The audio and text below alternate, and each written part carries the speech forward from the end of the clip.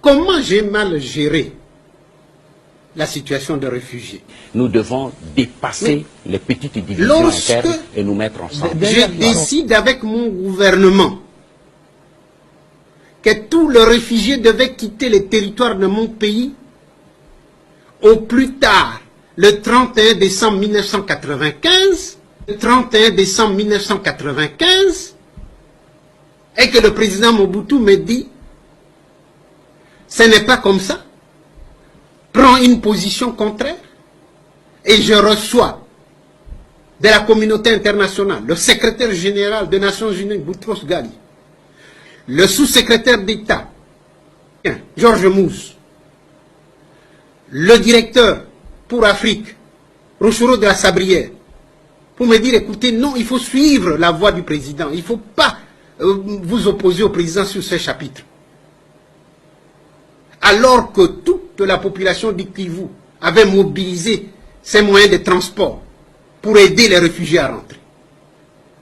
La vérité, c'est que la communauté internationale ne voulait pas, alors que la même communauté internationale, par 2 résolutions du Conseil de sécurité, a voté le déploiement des forces multinationales qui devaient constituer les couloirs de sécurité pour permettre aux réfugiés de rentrer dans leur pays dans la paix et la dignité.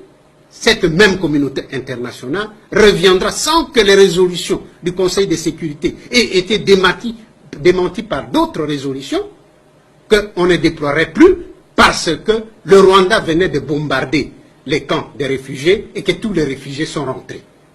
Ne sont plus rentrés dans la paix et la dignité.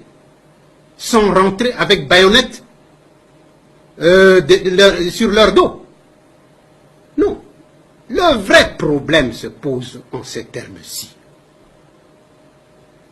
Si les réfugiés étaient rentrés dans la paix et la dignité, que le secrétaire général Boutros Ghali ne cessait de répéter, ils allaient récupérer leurs biens, leurs maisons, et allaient exiger des élections.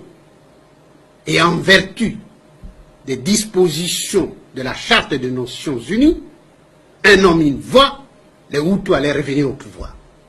La communauté internationale, Kagame et son pouvoir ne voulaient pas cela.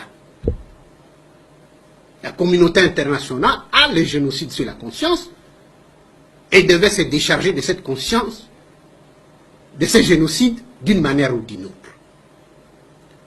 J'ai pris contact avec le secrétaire général, par 2 fois, à l'Assemblée nationale des Nations Unies de septembre 1994. J'ai été invité par le secrétaire général pour prendre part au Conseil de sécurité en 1995.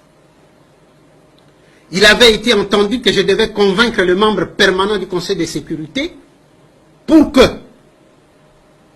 qu'il donne de l'argent de façon à permettre que le réfugié militaire et civil séparés puisse être installé loin de la frontière, conformément à la Convention de Genève et à la Convention de l'OUA. J'ai montré les sites à la Commission des Nations Unies qui a été dépêchée auprès de moi. La Commission a visité les sites. Lukandu, Irebu, Kongol. Mais lorsque la Commission a fait son devis, le secrétaire général a trouvé que c'était trop cher, on ne peut pas le faire. On n'a jamais séparé les militaires des civils. On les a laissés sur place. Je me pose une question. L'armée rwandaise ne dispose, ne dispose pas d'une force aérienne. Ni avion, ni pilote. Avec quoi a-t-on bombardé les camps des réfugiés? Qui a bombardé? Je sais qui a bombardé. Le moment n'est pas venu. Je sais qui a bombardé. Le moment n'est pas venu. Mais je renvoie ceux qui m'écouteront aujourd'hui de lire le livre de Bernard Debré, Le Retour du Mwami. Il est révélateur.